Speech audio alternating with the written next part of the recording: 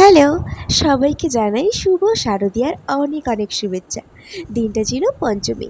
তোমাদের সাথে শেয়ার করব get ready with me look for Durga Puja Panchami. তো পঞ্চমীর দিন বিকেলবেলা রেডি হয়ে নিচ্ছিলাম। আমি কখনোই পঞ্চমীর দিন ঠাকুর দেখতে বেরোই না। আজ মা বাজারে আসবে একটু দরকারে, তো সেজন্যই যাব। ভাবলাম একটা নতুন ড্রেস পরে যাই, যদি মণ্ডপে ঢুকি মায়ের সাথে তাহলে একটু ফটোও তুলব। সেজন্যই একটু সাজুগুজু করা। আর আমার সাজুগুজু মানে এরকম একেবারে সিম্পল। আইব্রোটা ড্র করে নেওয়া, একটু লিপস্টিক লাগানো, কাজল, চশমা, সাথে ইয়াররিংস। অন্যান্য সময় তো ইয়াররিংসটাও আমার পরা হয় না। আর সাথে একটু সানস্ক্রিন ইউজ করে নিলাম।